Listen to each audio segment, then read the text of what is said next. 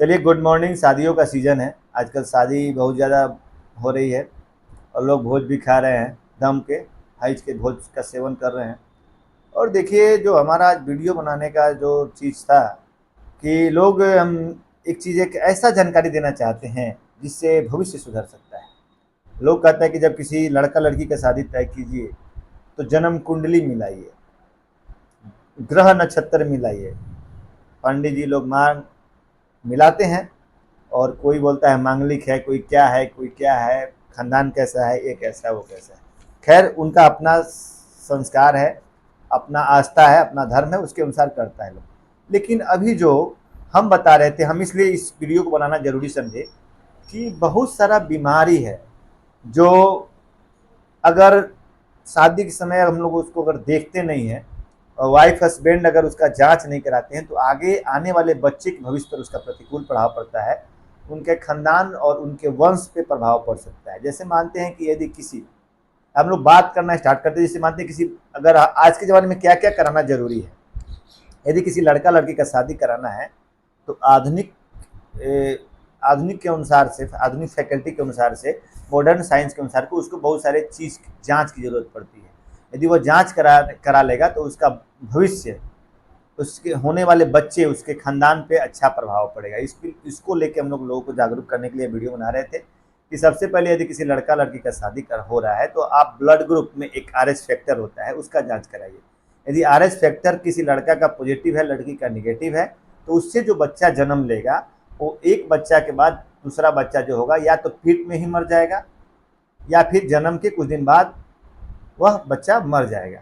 तो उससे बचने के लिए क्या है कि अगर उस तरह का कोई लड़का लड़की का शादी हो रहा है और दोनों का ग्रुप अलग अलग है तो क्या करेगा कि वह ग्रुप के अनुसार अगर उसको रोक देगा। जैसे मानते हैं कि अगर निगेटिव पॉजिटिव मिल रहा है और उसके अलावा भी आजकल मॉडर्न साइंस में अगर जानकारी रहेगा तो ऐसा इंजेक्शन आया है जिसको दिलाया जाता है, जिससे बच्चा सेफ रहता है। दूसरा चीज़ क्या होना चाहिए कि जैसे मानते हैं किसी लड़का लड़की को यदि कोई डिजीज़ है, जैसे मानते हैं कि वायरल डिजीज आजकल चला हुआ है, जैसे HIV, hepatitis B, hepatitis C और VDRL, यह वायरल डिजीज होता है। यदि किसी को एड्स है और अगर दूसरे जैसे किसी लड़का को एड्स है या लड़की को एड्स है, अगर उस दोनों का शादी हो जाता है या हेपेटाइटिस B है, हेपेटाइटिस C है, तो उससे आने वाला उसके वंश पे प्रभाव पड़ता है।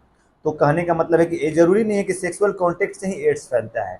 ऐसे मानते हैं कि बहुत सारा और सब भी हैबिट है, ब्लड ट्रांसफ्यूजन है या फिर कोई इंजेक्शन गलत यूज, मतलब कोई इंजेक्शन अगर कोई गांव देहात का डॉक्टर दिया और उस इंजेक्शन से ही एड्स वाले से फिर आपको दे दिया, या फिर कोई लड़का यदि नशा का सेवन करता है, एक ही इंजेक्शन से बहुत सारा नशा या फिर इंजेक्शन वगैरह लिया हुआ है, एक ही ब्लड से HIV वाला संक्रमित व्यक्ति के ब्लड से अगर दाढ़ी बनाया हुआ है, तो इस चीज़ से वायरल डिजीज पड़ने का चांस रहता है। Hepatitis B, hepatitis C, hepatitis और HIV और VDRL में क्या होता है कि VDRL अगर पॉजिटिव रहेगा लड़का लड़की में किसी एक का, तो जो बच्चा पैदा होगा वो बच्चा को भी खतरा हो सकता है और आगे जाके भी उसको बहुत सारा प्रॉब्लम हो सकता है, मिस्ड एबॉर्शन वगैरह हो सकता है। दूसरा है कि आपको जेनेटिक्स बीमारियां जो होती है, हार्ट की बीमारियां, कैंसर की बीमारियां, डायबिटीज़ की बीमारियां, हाइपरटेंशन की बीमारियां, यह सब बीमारियां खानदानी होता है, माँ बाप दादा दादी नाना नानी से आता है, तो इसको भी ध्यान में रख के बना सकते हैं।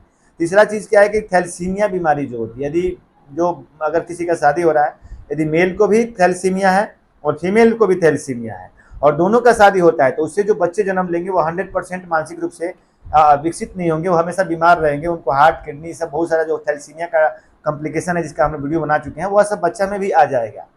और दूसरा सबसे इंपॉर्टेंट चीज़ है, जिसे देखते हैं किसी का शादी हो जाता है, बाल बच्चा नहीं हो रहा है, मालूम चलेगा कि शादी का 5 साल 10 साल बीत गया, प्राइमरी इनफर्टिलिटी डेवलप हो गया, किसी मेल को स्पर्म काउंट ही कम है, ऐसे शादी हुआ जिस लड़के का, उसका स्पर्म काउंट भी कराना चाहिए आज के ज़माने के अनुसार। यदि स्पर्म काउंट नील है या एक्टिव स्पर्म की संख्या कम है तो उसको आगे का जो मतलब कि खानदान वृद्धि का जो है उसका फैमिली जो है वो विकसित नहीं हो पाएगा।